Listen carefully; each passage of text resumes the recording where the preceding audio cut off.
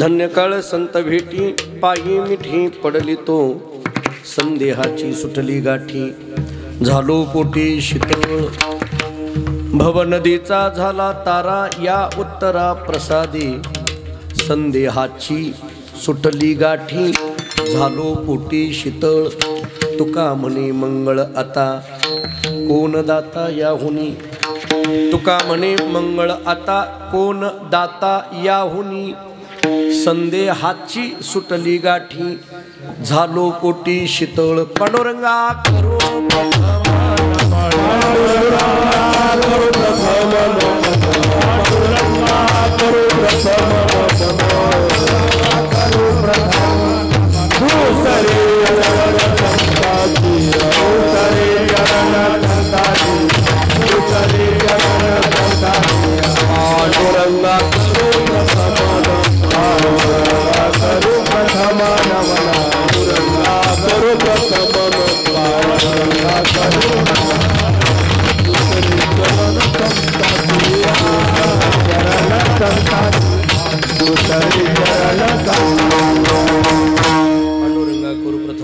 दुसरी चरण संताची त्यांच्या कृपादाने कथेचा विस्तारो बाबाजी सद्गुरुदास तुका मस्तक हे पायावरी या वार करी संताची जेणे पंढरी सारिखाची आपुला धामणगाव केला वैकुंठाधिपती श्री विठ्ठल सखा सोयरा जोडीला जो का भक्त विरक्त भूतळवटी विख्यात हा बोधला त्या श्री संत सद्गुरु मानकोजी चरणी साष्टांग मी घातला विढाला संदेहाची सुटली गाठी झालो पोटी शीतळ प्रस्तुत कीर्तन रूपी सेवेकरिता म्हणजे निरूपणाकरिता प्राप्त असणारा अभंग महान भगवत भक्त जगद्गुरु श्री संत तुकाराम महाराज यांचा अत्यंत प्रसिद्ध महत्वाचा संत भेटीमध्ये प्राप्त झालेली जी धन्यता आहे ती धन्यता व्यक्त करणारा गोड असा 4 चरणाचा अभंग आहे।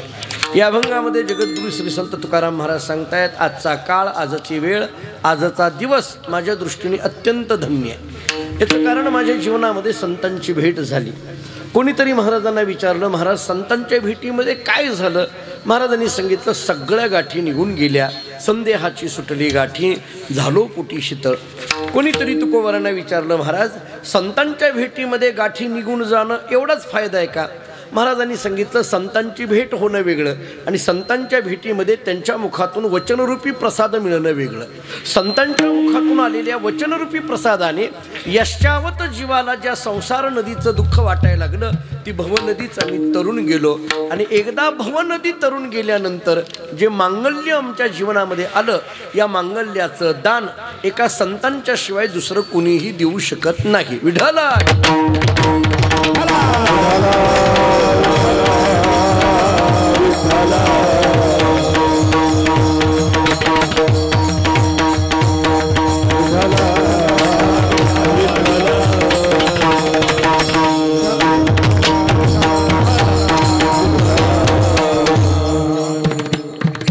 पवित्र भूमी असणाऱ्या या श्री क्षेत्र विठ्ठलगड अर्थात पाटोदा या गडावर या नगरीमध्ये भगवान श्री विठ्ठल रुक्मिणी तथा संत सद्गुरूंच्या मूर्ती प्राणप्रतिष्ठेच्या वर्धापन दिनाच्या निमित्ताने प्रथम वर्षीच हा उत्सव या ठिकाणी मोठ्या थाटामाटामध्ये संपन्न होतो आहे। अनेक महात्म्यांची कृपा या उत्सवाच्या पाठीमागे आहे तथा ज्यांच्या संयोजनामध्ये हा उत्सव संपन्न होतो आहे। आमच्या बोधले महाराज परंपरेवर नितांत श्रद्धा असणारे आणि माझे आजोबा वैकुंठवासी प्रातस्मरणीय सद्गुरु श्री आबांची साक्षात कृपा ज्यांच्यावर झाली असे आदरणीय श्रद्धेय हरिभक्तीपरायण बापू रामकृष्ण महाराज रंधवे बापू यांच्या नियोजनामध्ये आणि आपल्या सर्वांच्या सहकार्याने हा उत्सव या ठिकाणी संपन्न होतोय। या उत्सवामध्ये उपांत्य दिवशीची कीर्तन सेवा ज्याला संप्रदायामध्ये जागराचं कीर्तन म्हटलं जातं ती पवित्र अशा पद्धतीची कीर्तन सेवा परमभाग्याने माझ्याकडे प्राप्त आहे। या कीर्तन सेवेमध्ये सगळीच दिग्गज मंडळी आज उपस्थित आहेत।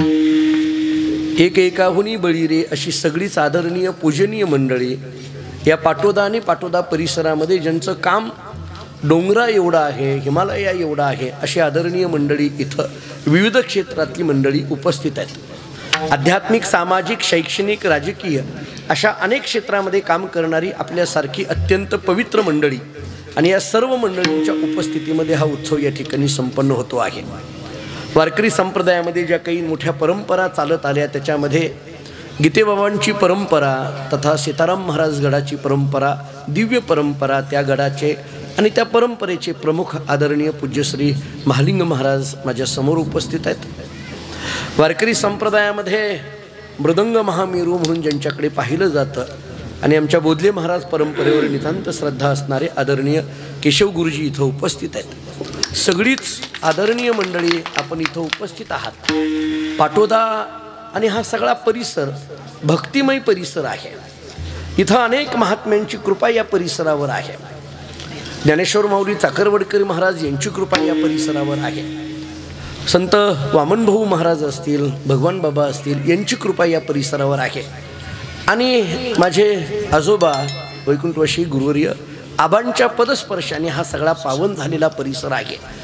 आणि म्हणून अशा अनेक महात्म्यांची कृपा ज्या परिसरावर आहे अशा एका पवित्र भूमीमध्ये विठ्ठलगडाची निर्मिती होती आहे. आणि या गडाच्या या मूर्ती प्राणप्रतिष्ठेच्या वर्धापन दिनाच्या निमित्ताने हा उत्सव संपन्न होतो आहे. बापूंच्या अथक परिश्रमाने हा उत्सव किंवा हा गड निर्माण होतो आहे. खरं तर महाराष्ट्रामध्ये आणि एकंदरीत वारकरी संप्रदायामध्ये मी थोड्या मनातल्या भावना आज उपस्थित आपल्यासमोर व्यक्त करतो. मला माहीत नाही या अभंगाच्या संबंधाने मी किती तत्त्वज्ञान मांडेल मला माहीत नाही, पण त्या सगळ्या तत्त्वज्ञानाच्या गोष्टी थोड्याशा बाजूला ठेवून हे कीर्तन आजचं घरातलं कीर्तन आहे या दृष्टीने मी या कीर्तनाकडे पाहतो. ही सगळी मंडळी साक्षीदार आहेत. आदरणीय महालिंग महाराज समोर आहेत आणि आपण सगळेजण आहात. मला वाटतं की वारकरी संप्रदायाचा भविष्यामध्ये ज्यावेळेस 5-50 वर्षानंतर इतिहास लिहिला जाईल आणि तो इतिहास लिहित असताना वारकरी संप्रदायाच्या या इतिहासामध्ये रणदिवे बापूंचं नाव लिहिल्याशिवाय हा इतिहास पूर्ण होणार नाही. कारण निरपेक्ष सेवा ज्याला म्हटलं जातं, विनामूल्य सेवा ज्याला म्हटलं जातं, ती सेवा हयातीमध्ये आपल्या अखंड पद्धतीने करत असून आपला सगळा जो असणारा प्रपंचाचा भार तो का म्हणे घालू तयावरी भार या न्यायाने आपलं जीवन जे आचरण करीत आहेत. आणि अशा बापूंच्या या नेतृत्वामध्ये सुरू असणाऱ्या उत्सवामध्ये माझ्याकडे ही कीर्तनाची सेवा आहे. बापूंनी जेव्हा फोन केला, खरं तर मी अनेक वेळेला त्यांना पाहिलं आहे, त्यांना ऐकलं आहे, त्यांची माझी गाठभेट अनेक वेळेला झालेली आहे. पण माझ्या माहितीप्रमाणे थोड्याशा पाटोद्यामध्ये माझं पहिलंच कीर्तन होतं आहे. मी कधी पाटोदा शहर किंवा या भागामध्ये इतका फारसा कीर्तन सेवेच्या निमित्ताने कधी येणं फार नाही आहे. आणि त्यामुळे बापूंचा फोन आला त्यावेळेस मी अगदी लगेच होकार दिला. कारण त्या निमित्ताने ज्यांनी निरपेक्ष सेवा या वारकरी संप्रदायाला शिकविली त्यांच्या जागेमध्ये जाऊन काहीतरी आपल्याला सेवा करता येईल हा मनामधला भाव या निमित्ताने होता. एरवी तसा मी ताबडतोब लगेच तारीख देत नाही, म्हणजे याचा अर्थ मी काही घेतल्याशिवाय देत नाही असं नाही. पण त्याचं कारण असं आहे की माझ्याकडे परंपरेच्या जबाबदाऱ्या किती आहेत ही महालिंग महाराज आणि बापूंना माहीत आहे. केशव गुरुजी माझे अगदी जीवलग मित्र आहेत लहानपणापासूनचे. अलीकडल्या काळामध्ये बोधले महाराज परंपरेचा विस्तार किती मोठा होतोय हे आपल्या सगळ्यांना माहीत आहे. 2-3 राज्यामधली ही सगळी जबाबदारी आणि माझ्या वडिलांच्या आशीर्वादाने, दादांच्या आशीर्वादाने या सगळ्या जबाबदाऱ्या पडल्यामुळे फारसं जरी एखाद्या माणसाला लवकर तारीख देता आली नसली तरी त्या स्थानांबद्दल मात्र अंतःकरणामध्ये अपार श्रद्धा असते. मला व्यक्तिशः बापूंबद्दल अपार श्रद्धा आहे आणि बापूंच्या संयोजनामध्ये हा उत्सव आहे म्हटल्यानंतर आणि विठ्ठलगडासारखी एक अत्यंत दिव्य अशा पद्धतीचं एक स्थान या परिसरामध्ये निर्माण होत आहे. थोडं भगवान मी थोडंसं पांडुरंगाच्या जेव्हा दर्शनाला गेलो तिथली मूर्ती पाहिली, मी बापूंना लगेच मनातल्या भावना व्यक्त केल्या. म्हणजे पंढरपुरामध्ये पांडुरंगाचं दर्शन करताना जो आनंद होतो तो आनंद विठ्ठलगडावर आल्यानंतर होतो. कारण आपण महाराज ती मूर्ती बघितली असेल, इतकी भव्य दिव्य अशा पद्धतीची मूर्ती. आणि ती मूर्ती उपस्थित असताना भगवान श्री विठ्ठल रुक्मिणी हे एकटी इथं नाही आहेत. एका बाजूला सगळी संतांची मांदियाळी आहे आणि एका बाजूला सगळी सद्गुरूंची मांदियाळी आहे. नाथरायांची मूर्ती स्थापना आहे, सावता महाराजांची मूर्ती स्थापना आहे, ज्ञानोबाराय तुकोबारांच्या मूर्ती स्थापना आहेत, भाऊंची वामनभाऊ महाराजांची मूर्ती स्थापना आहे, भगवान बाबांची आहे, आबांची आहे आणि मग या माऊली चाकरवाडीकर माऊलींची आहे अशा सगळ्या मूर्त्या इथं असणं म्हणजे साक्षात त्या सर्वांचं वास्तव्य या भूमीमध्ये असणं अशी श्रद्धा आपली सगळ्यांची आहे. त्या दृष्टीने आपण या गडाकडे आणि एकंदरीत या स्थानाकडे आपण पाहूया. आणि म्हणून याच दृष्टीने मला थोडंसं या अभंगाचा विचार करावा असा वाटला की इतके संत आणि सद्गुरू जर एकत्रित आपल्याला एका जागेवर भेटत असतील तर तुकोबारांचे शब्द आपल्या मुखातून का निघू नयेत. धन्य काळ संत भेटी विठाला.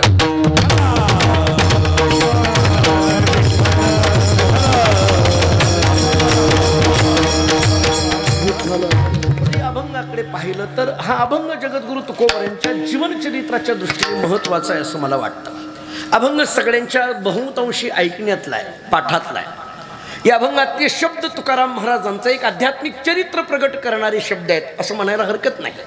कारण या अभंगातली भाषा कशी आहे पहा. धन्य काळ संत भेटी पायी विधी पडली तो. याचा अर्थ तुकाराम महाराज आपल्या जीवनातली धन्यता या अभंगातून प्रगट करतात. मी थोडासा या अभंगाकडे तत्वज्ञानाच्या दृष्टीने पाहत असताना मला असं वाटतं की जगद्गुरु श्री संत तुकाराम महाराजांच्या जीवनामध्ये संतांची भेट झाली आणि त्या संत भेटीला तुकाराम महाराज जर धन्य म्हणत असतील तर याचा अर्थ साधारण आपल्या समोर असा येतो. संत भेट होण्याच्या अगोदरचं आपलं जीवन वेगळं आहे आणि संत भेट झाल्यानंतरचं आपलं जीवन वेगळं आहे. जरा बारीक आहे का. सद्गुरूंची भेट होण्याच्या अगोदरची आपण आणि सद्गुरूंची भेट झाल्यानंतरची आपण यात फरक आहे का नाही सांगा. संतांची भेट होण्याच्या अगोदरची आपण आणि संतांची भेट झाल्यानंतरची आपण फरक आहे का नाही सांगा. याच्यापेक्षा सोपं बोलू. भगवत कृपा होण्याच्या अगोदरची आपण आणि भगवत कृपा झाल्यानंतरची आपण फरक आहे ना. याहीपेक्षा सोपं सांगू. माळ घालण्याच्या अगोदरची आपण आता पुढलं बोलू का आणि माळ घातल्यानंतरचे आपण फरक आहे की नाही. माळ घालायच्या अगोदर आपण कुठेही बसत होतो, काही बोलत होतो, काही खात होतो, काही पित होतो. परंतु माळ घातल्यानंतर मात्र आपल्यावर ही सगळी बंधनं येतात. याचा अर्थ माळ घालण्याच्या अगोदर आपण वेगळे आहोत आणि माळ घातल्यानंतरचे आपण वेगळे आहोत. याच्यापेक्षा आणखीन सोपं सांगू. लग्न होण्याच्या अगोदरचे आपण आता पुढलं बोलू का सांगा आणि लग्न झाल्यानंतरचे आपण फरक आहे की नाही. एखाद्या गावामध्ये आमची परंपरेची गावं असतात आणि एखादी मावशी आम्हाला भेटते आणि म्हणते महाराज आमच्या पोराच्या लग्नाला या. आम्ही म्हणतो नाही हो फार कार्यक्रमाची व्यस्तता आहे, जमत नाही आहे. ती बोलता बोलता बाई असं म्हणते नाही नाही महाराज गावातल्या कीर्तनाला नाही आलं तरी चालेल पण पोराच्या लग्नाला या. आग्रह करते. मग आम्ही जातो, लग्नाला जातो, अक्षत टाकतो, सगळं झालं. 2 वर्षानंतर पुन्हा मी त्याच गावी गेलो, त्याच मावशींच्या घरी गेलो आणि त्या मावशींना विचारलं काय मावशी बरं आहे का. 2 वर्षापूर्वी मुलाच्या लग्नाला आम्ही आलो होतो, तुम्हाला सुनमुख पाहायची फार घाई झालेली होती. पाहिलं का सुनमुख, काय म्हणतोय पोराचा संसार, काय म्हणतोय मुलाचा संसार. असं म्हटल्याबरोबर त्या मावशीने एकच वाक्य सांगितलं नाही नाही महाराज हा पहिल्यासारखा राहिला नाही. उदाहरण संपलं. कळालं का पहा. पहिल्यासारखा राहिला नाही याचा अर्थ लग्न होण्याच्या अगोदर वेगळा होता आणि लग्न झाल्यानंतर वेगळा होता. हे जर प्रपंचात असेल तर परमार्थात असं असं का नये. विठला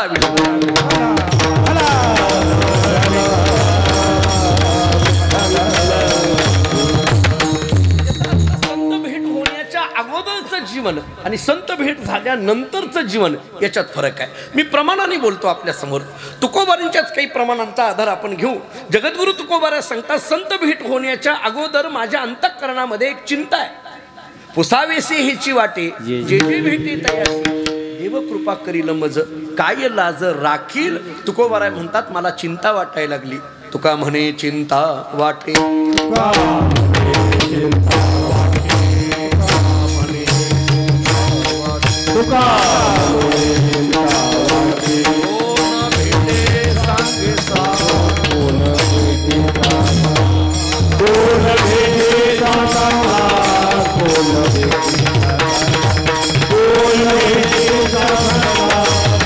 भेटे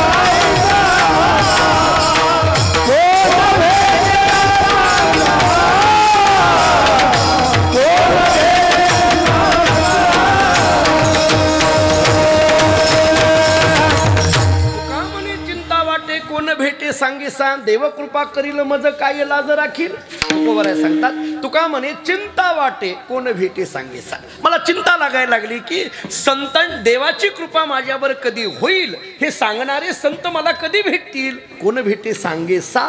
सांगे सा या शब्दाचा अर्थ संत. मला कधी संतांची भेट होईल ही चिंता वाटे. आता नीट ऐका. एकीकडे जगद्गुरु तुकोबाराय बोलतात तुका म्हणे चिंता वाटे. त्याच जगद्गुरु तुकोबारायांच्या मुखातलं आणखीन एक प्रमाण सांगून ठेवलं जातो. एका विशिष्ट काळानंतर तुकाराम महाराज सांगतात अवघी चिंता वारली. दोन्ही प्रमाण आपल्या पाठात उजळले भाग्य आता. अवघी चिंता वारली दोन प्रमाण दोन्हीकडे घ्या. एकीकडे तुका म्हणे चिंता वाटे आणि दुसरीकडे अवघी चिंता वारली. या दोन प्रमाणाचा जर समन्वय करायचा असेल तर आपल्याला काय म्हणावं लागेल. जोपर्यंत संत भेट होत नाही तोपर्यंत तुका म्हणे चिंता वाटे आणि एकदा संत भेट झाली अवघी चिंता वारली. अशी दोन्ही प्रमाणे घ्यावी लागतील. संतांची भेट झाली महाराज सांगतात अवघी चिंता वारली. वारली वारली या शब्दाचा अर्थ मेली जळाली पुन्हा उत्पत्ती नाही. मी कधी कधी तुकोबारांच्या गाथ्याचा अभ्यास करताना मला कधी कधी उगीच असं वाटायला लागतं महाराजांनी हा वारली शब्द का घातला असेल. समजा महाराज जर असं म्हटले असते अवघी चिंता निघून गेली म्हणायचं काय अडचण. निघून गेली असं म्हटलं असतं तरी ते यमक जुळलं असतं ना. वारली ली तिथं निघून गेली जमलं असतं. नाही नाही चाल म्हणता येत नाही असं नाही. टाळातही बसलं असतं. बरं अलीकडल्या काळात काहीही टाळात बसायला लागलं याला काय अडचण. आता या मंडळीनं विचारा. ही जुनी मंडळी मला आज खूप आनंद झाला की ही सगळी जुनी आदरणीय मंडळी भेटली. नाहीतर अलीकडली परिस्थिती जर आपण कीर्तनाची पाहिली आणि कीर्तनामध्ये येत असलेल्या प्रमाणांची परिस्थिती बघितली तर आपण कीर्तनच ऐकतोय का नाही ही शंका यायला लागते. अलीकडे काही बघा महाराजांना विचारा. म्हणजे माझ्यावर जे संस्कार आहेत गुरुजी माझ्यावर जे काही आपल्या परंपरेचे किंवा फड परंपरेचे किंवा संप्रदायाच्या परंपरेचे जे संस्कार आहेत माझ्या कानावर असे संस्कार आहेत की संत वाङ्मयातल्या प्रमाणाशिवाय अन्य कोणतंही काव्य टाळावर म्हणायचं नाही असे संस्कार आहेत आपल्याकडे. कारण मृदंग टाळ हे जे म्हटलं जातं या सगळ्या गोष्टी आपणच सांगतो. लावणी मृदंग श्रुती टाळ सेव ब्रह्मरस म्हटलंय.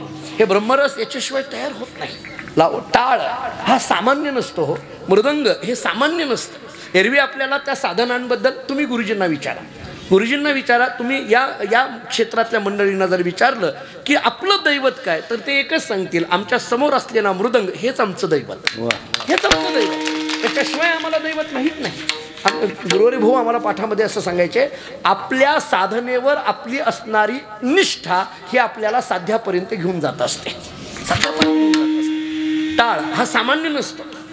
आमच्याकडे फडावर एक कीर्तनकार होते. ते फार गोड बोलायचे. ते म्हणायचे टाळ कुणी वाजवायचा ज्याला अहंकाराचा विटाळ घालवायचा आहे त्यानं टाळ वाजवावा. म्हणजे टाळ विटाळ अहंकाराचा. मृदंग या शब्दाचा अर्थ एक बोलता बोलता त्यांनी गमतीने एकदा असा केला. खरं तर ते लाकूड आहे. जे लाकूड आहे ते लाकडाचा शिसम असेल खैर असेल जे काही असेल ते बोलता बोलता असं म्हणायचे ते लाकूड आहे याचा अर्थ ते निर्जीव आहे. आणि बोलता बोलता ते म्हणायचे ते मृत असून सुद्धा भगवंताच्या भजनात दंग आहे त्याचं नाव मृदंग आहे म्हणायचे. निर्जीव आहे तरी सुद्धा भगवंताच्या भजनात ते दंग आहे ना याचा अर्थ मृदंग असेल टाळ असेल या सगळ्यांचा विचार केला तर मृदंग आणि टाळ आणि श्रुतीनाम विणा या सगळ्याला साथ कशाची असावी तर ती केवळ संत प्रमाणांची असावी. विठ्ठल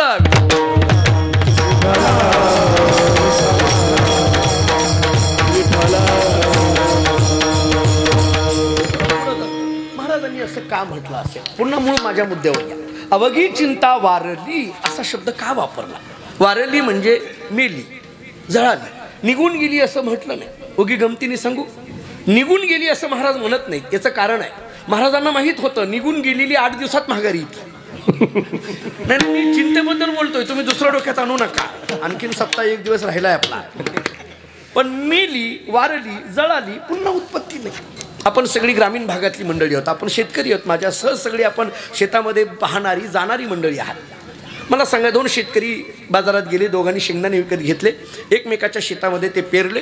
15 दिवसानंतर एकमेकाच्या शेताकडे पाहिले. एकाचा हिरवागार भुईमुग उगून आला एकाचं काही उगूनच आलं नाही. ज्याचं उगून आलं नाही त्यांनी विचारलं का रे बाबा आपलं शेती खत पाणी सगळं जवळजवळ असताना सुद्धा तुझा मात्र भुईमुग उगून आला माझं उगून आलं नाही असं कसं काय घडलं.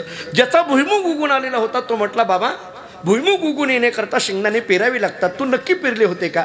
ज्याचं उगून आलेलं नव्हतं तो म्हटला, वेड्या तू कच्चं पेरले असतील, मी भाजून पेरले होते. उदाहरण संपलं. कळालं का? भाजून पेरलं म्हटलं की भाजलं म्हटलं की जळालं गेलं, पुन्हा उत्पत्ती नाही. तसं अवघी चिंता वारली म्हणजे जळाली मेली, पुन्हा उत्पत्ती नाही. यालाच वेदांताच्या भाषेमध्ये जीवनमुक्तीची अवस्था म्हटलं जातं. विठाला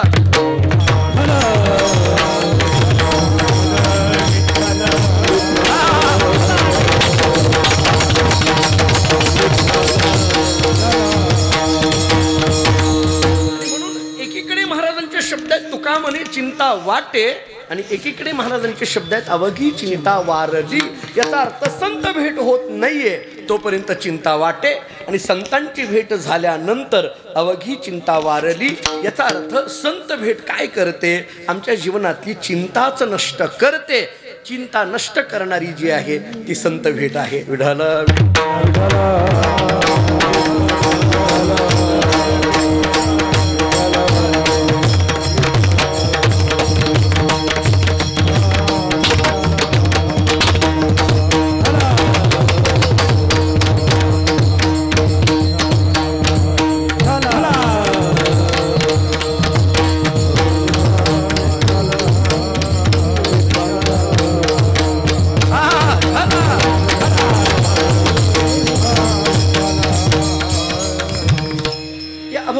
या पद्धतीने आपण प्रवेश करत होतो. एकीकडे चिंता आणि एकीकडे चिंता वारली, अशा दोन पद्धतीने आपण विचार करत होतो. आदरणीय सन्माननीय जयदत्तांना क्षीरसागर सर यांची उपस्थिती आपल्या या उत्सवामध्ये लाभलेली आहे. राजकीय क्षेत्रामध्ये जरी काम करत असले तरी परमार्थावर आणि एकंदरीत वारकरी संप्रदायावर नितांत त्यांचं प्रेम आहे. एकंदरीत क्षीरसागर साहेबांचा हा घराणा आपण सगळ्यांनी जवळून पाहिलेला आहे. मी जरी फारसा त्यांच्याजवळ नसलो तरी सगळ्या माहित्या आम्हालाही ठेवाव्या लागायला लागल्यात. अलीकडे सगळ्या माहित्या सगळ्याच्या कोण काय करतं हे आता आम्हालाही गरजेचं आहे. जसं तुम्हाला गरजेचं आहे तसं आम्हालाही आता ते गरजेचं आहे. जरी माझं फारसं वावर इकडं नसला, माझे चुलते आदरणीय हरिभक्तीपरायण प्रकाश काका बोधले महाराज हे आपल्या सगळ्यांना परिचित आहेत. पण तरीसुद्धा मी एकच फक्त आठवण सांगेन, मी काकूंना पाहिलं, काकूंना चांगलं अनुभवलं. मला आठवतं आहे मी एका कार्यक्रमाला, मी खूप लहान होतो आणि त्यावेळेस या भागामध्ये आल्यानंतर माझ्या माहितीप्रमाणे कुठंतरी नवगण राजुरीच्या जवळ एक छोटा कार्यक्रम होता, आणि आमचे गुरुजी वैकुंठवासी गुरुवर्य भाऊ म्हणजे मुमुक्षू पाठशाळा, आणि मग ते रामदास महाराजांकडे कार्यक्रम होता. त्या कार्यक्रमाला मी आलेलो होतो, लहान होतो, आणि मग ते भाऊंनी मला भाषण करायला लावलं. तेव्हा काकू होत्या, आणि मग काकू बोलता बोलता असं म्हटलं की एखादी वारकरी शिक्षण संस्था असेल तर त्या संस्थेमध्ये एखादा तरी मुलगा असावा. त्या संस्थेमध्ये एखादा तरी मुलगा, आपल्याला जर 4 मुलं असतील तर एखादा मुलगा संस्थेत घालावा. मी म्हटलं काकू बाकीची 3 इकडे तिकडे हिंडण्यापेक्षा ती घालावी, कशाला इकडे तिकडे हिंडवायची तिथं.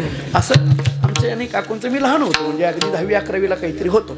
याचा अर्थ काकू तेव्हापासून मी पाहिलं. तोच संस्कार या सगळ्या घराण्यावर असल्यामुळे ती सगळी परंपरा राजकीय क्षेत्रामध्ये वावरत असताना सुद्धा परमार्थाच्या या सगळ्या भूमिका सांभाळणारे आदरणीय अण्णा, त्यांची उपस्थिती आहे. मला मूळ माझ्या विषयाकडे यायचं आहे. चिंता वाटे आणि अवघी चिंता वारे. विठाल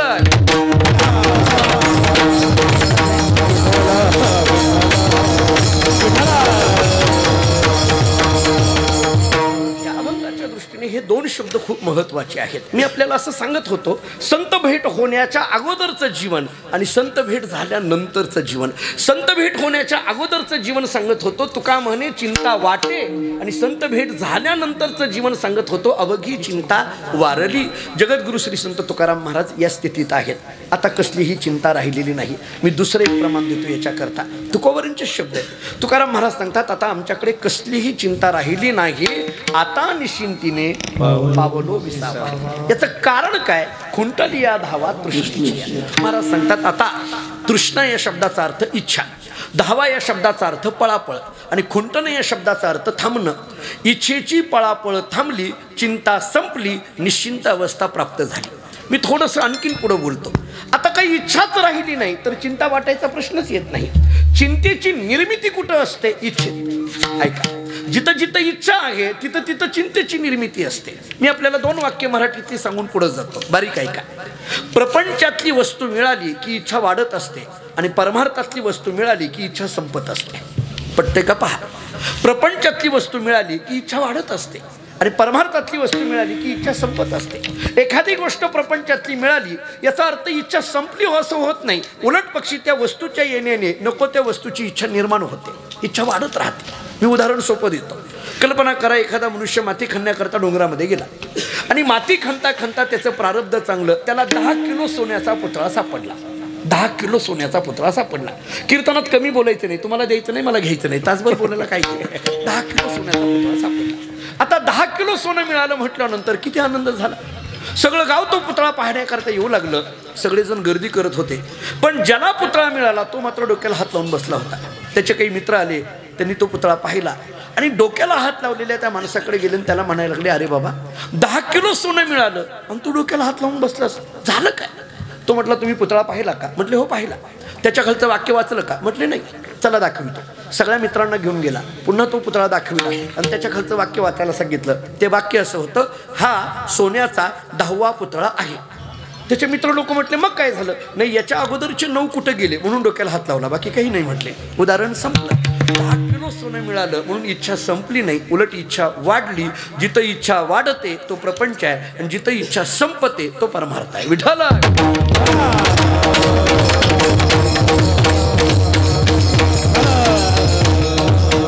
नारदांचं भक्तिसूत्रातलं सूत्र सांगून पुढे जातो. यात प्राप्य न किंचित वांछति न शोचति न रमते न द्वेष्टि न उत्साही भवति यल्लब्ध्वा पुमान सिद्धः भवति तृप्तः भवति अमृतः भवति. आता कसलीही इच्छा तिथं शिल्लक राहिलेली नाही. मी महाराजांची शब्द सांगून पुढे जातो. काम नाही, काम नाही, झालो पायी कृतकृत्य झालो.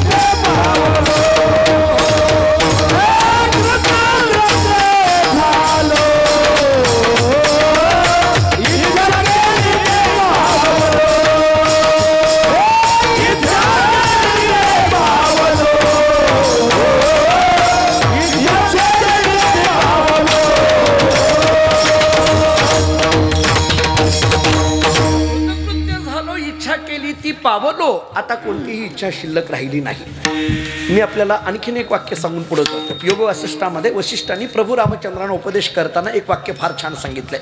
इच्छादयो यथा दुःखम इच्छा शांतिर यथा सुखम. जिथं जिथं इच्छेचा उदय आहे तिथं तिथं दुःख आहे आणि जिथं जिथं इच्छेची शांती आहे तिथं तिचं सुख आहे. मी अनेक तुम्हाला चरित्र आपल्या डोळ्यासमोर ठेवता येईल. मी फक्त धावते एक चरित्र समोर ठेवतो. ऐका. आपण सूरदासांचं नाव ऐकून असाल. दोन्ही डोळ्यांनी आंधळे असणारे सूरदास. आता का आंधळे झाले, कशा करता, स्वतंत्र चरित्र आहे, मला आत्ता वेळ घ्यायची नाहीये. दोन्ही डोळ्यांनी आंधळे असणारे सूरदास, भगवान श्रीकृष्ण परमात्मा त्यांना प्रगट होतात, प्रसन्न होतात आणि सूरदासांना सांगतात काहीतरी मागा. सूरदासांनी सांगितलं, देवा काही नको. नाही नाही, काहीतरी मागा. आंधळ्या असणाऱ्या सूरदासांना भगवान बोलतात काहीतरी मागा. सूरदास सांगतात, देवा काही नको, काही गरजच नाही. नाही नाही, मी प्रसन्न झालोय, काहीतरी मागा. ते म्हटले, माझ्याकडे काही इच्छाच नाही तर मागण्याचा विषयच येत नाही. एक सांगू, मागणं हे कधी जन्माला येतं? इच्छा म्हणजे गरज आणि अप्राप्तीतून ज्याचा जन्म होतो त्याचं नाव मागणं आहे. गरज आणि अप्राप्तीतून. मला कशाची गरज नाही आणि मला काही प्राप्त नाही अशातला भाग नाही, त्यामुळे मला आता कशाची मागायची इच्छा नाही. तरी भगवान म्हटले, नाही नाही, काहीतरी मागा. मला कधी कधी हे चरित्र वाचताना आश्चर्य वाटतं. इथं देणारे भगवान आहेत, घेणारा सूरदास आहेत. देणारे भगवान घेणाऱ्या सूरदासांना म्हणतात काहीतरी मागा, काहीतरी मागा. आपलं उलट असतं, आपल्याला देणाऱ्याला म्हणावं लागतं काहीतरी द्या, काहीतरी द्या. ते आपल्याला बघितलं की दुसऱ्या गल्लीतून निघून जातात. किती उलट आहे पहा. शेवटी भगवंतांनी स्वतःहून सांगितलं, सूरदास तुम्ही दोन्ही डोळ्याने आंधळे आहात, मी तुम्हाला दृष्टी देतो म्हणजे मला पाहता येईल. सूरदासांनी फार गोड उत्तर दिलं. सूरदासांनी सांगितलं, देवा मी अंतःकरणातल्या दृष्टीने तुला चांगला बघतोय, या डोळ्याची गरजच नाही म्हटलं, गरज नाही. तरी भगवंतांनी सांगितलं, नाही नाही, तुम्हाला सगुण रूप माझं कसं हे पाहायला मिळेल. मी दृष्टी दिली आहे, डोळे उघडा, मी दिलंय तुम्हाला, उघडा डोळे. सूरदासांनी डोळे उघडले आणि भगवंताचं ते रूप पाहिलं. भागवताने वर्णन असं केलंय, त्रिभुवन कमनम तमाल वर्णम रविकर गौरव रामभरम दधाने ओपुरल ककुला व्रतान नाब्जम विजय सखेर तिरस्तुमी नवद्या. श्रीकृष्णाची या सौंदर्या पुढे लक्ष्मी भोलोनी झाली वेडे, मदन पोटा आले बापुडे, येत कुणीकडे इंद्रचंद्र.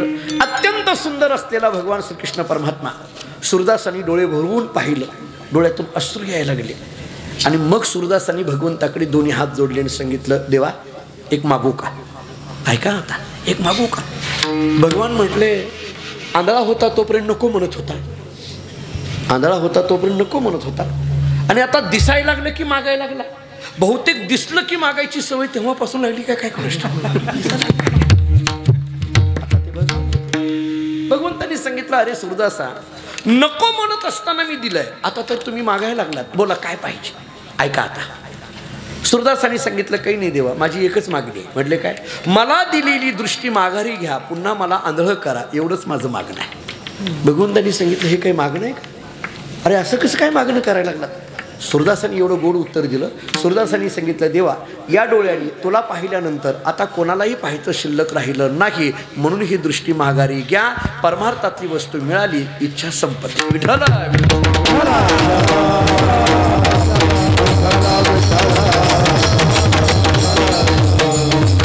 ज्ञानेश्वरी सांगते, तरी परमात्मा इसे जे एक वस्तू असे देश दया दिसे ज्ञाना असतं. ज्ञानोबा आहे आम्हाला बोलतात, थोडं पुढं चला.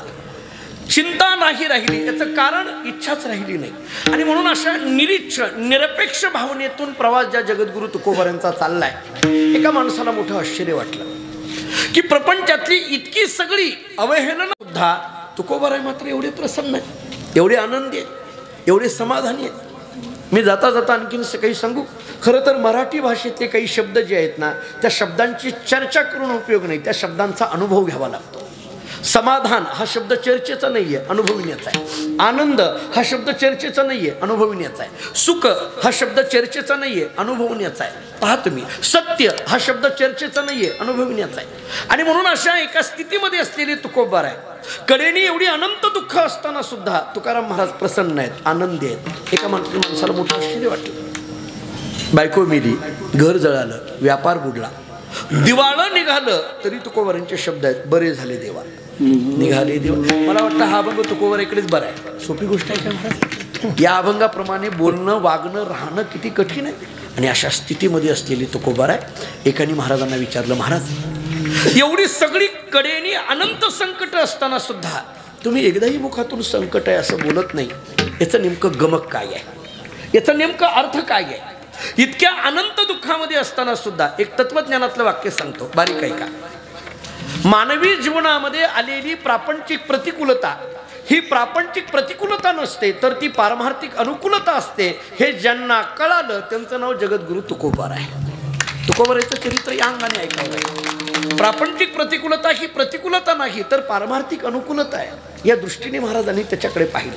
मी स्वतंत्र कधी याचे मुद्दे मांडता येण्यासारखे.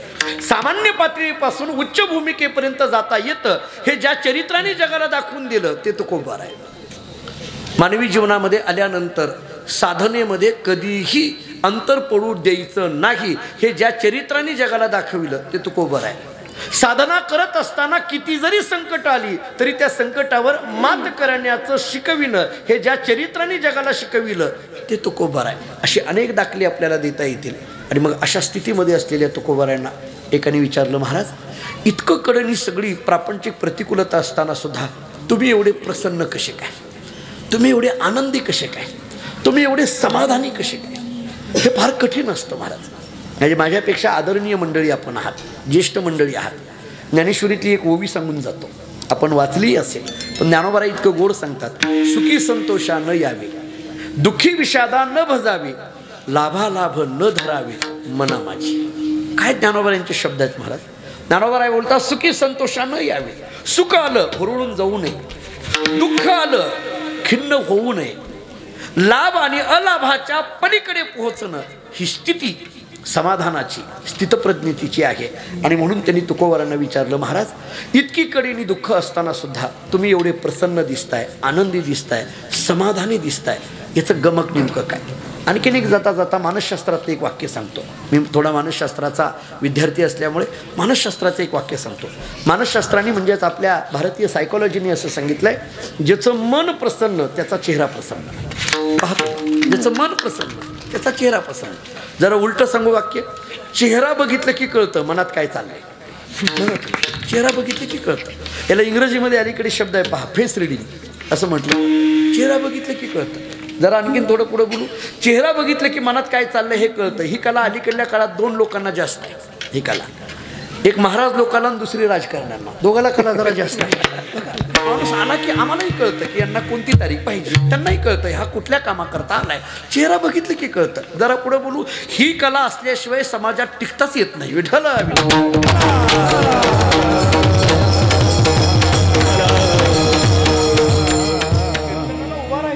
सुद्धा आमचे गुरुजी सांगायचे, कीर्तनाला उभा राहिल्यानंतर कीर्तनकाराकडे वेदांतशास्त्र, संगीतशास्त्राचा अभ्यास जितकं असणं गरजेचं आहे, तितकं मानसशास्त्र आणि समाजशास्त्राचाही अभ्यास असणं तितकंच गरजेचं आहे. आणि म्हणून जगद्गुरु तुकोबारांचं मन प्रसन्न, त्यांचा चेहरा प्रसन्न. एकाने विचारलं, महाराज हे नेमकं काय आहे? तुकाराम महाराजांनी त्याच्याकडे पाहिलं आणि सांगितलं, हे बघ, माझ्या जीवनामध्ये आजची वेळ, आजचा काळ, आजचा दिवस हा अत्यंत आनंदी आहे. नव्हे नव्हे आजचा वेळ, आजची काळ, आजचा दिवस हा माझ्या जीवनातला मोठा भाग्याचा आहे. नव्हे नव्हे आजची वेळ, आजचा दिवस, आजचा काळ माझ्या जीवनातला कृतार्थतेचा आहे, सार्थकतेचा आहे, धन्यतेचा आहे. धन्य काळ संत भेटी, धन्य काळ संत भेटी.